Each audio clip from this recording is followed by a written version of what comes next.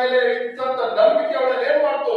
ವಾಸಿ ಮಾಡ್ತು. ಅದೇ ಕ್ಷಣದಲ್ಲಿ ದೇವವಾಕ್ಯ ಹೇಳುತ್ತದೆ, ಅದೇ ಕ್ಷಣದಲ್ಲಿ ರಕ್ತಸ್ರಾವ ಅವಳನ್ನು ಬಿಟ್ಟು ಹೊರಟೋಯ್ತು, ನಿಂತೋಯ್ತು ಎಂಬುದಾಗಿ ಹೇಳುತ್ತದೆ. ದೇವರ ಮೇಲೆ ಅವಳು ಇಟ್ಟಂತ ವಾಕ್ಯ, ಯೇಸುವಿನ ಮೇಲೆ ಅವಳು ಇಟ್ಟಂತ ನಂಬಿಕೆ. ಅಲ್ಲೆಲ್ಲೂಯಾ. ಈ ಯೇಸುವಿಗೆ ಏನಿದೆ? ಶಕ್ತಿ ಇದೆ. ನನ್ನನ್ನು ಬಿಡುಗಡೆ ಮಾಡುವ ಶಕ್ತಿ ಯೇಸುವಿನ ಬಳಿಯಲ್ಲಿದೆ. ಆತನ ವಸ್ತ್ರದಲ್ಲಿ ನನ್ನನ್ನು ಬಿಡುಗಡೆ ಮಾಡುವ ಶಕ್ತಿ ಇದೆ ಎಂಬುದಾಗಿ ಅವಳು ಏನ್ ಮಾಡಿದ್ರು? ಯೇಸುವನ್ನು ನಂಬಿದ್ರು. ತಕ್ಷಣ ಏನಾಯ್ತು? ಬಿಡುಗಡೆ ಆಯ್ತು. ತಕ್ಷಣ ಏನಾದ್ರು ಅವಳು ಸೌಖ್ಯವಾದಳು. ಹಲ್ಲೆಲೂಯಾ.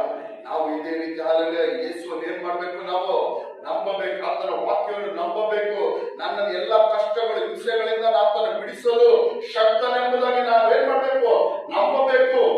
ಎಲ್ಲ ವ್ಯಾಧಿಗಳಿಂದ ರೋಗಗಳಿಂದ ಆತನ ನನ್ನನ್ನು ಬಿಡಿಸಲು ಆತನು ಶಕ್ತನೆಂಬುದಾಗಿ ನಾವು ನಂಬಬೇಕು.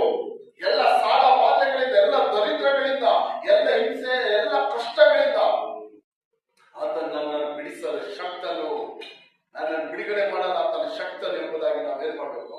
ನಂಬಬೇಕು. ಹಲ್ಲೆಲೂಯಾ.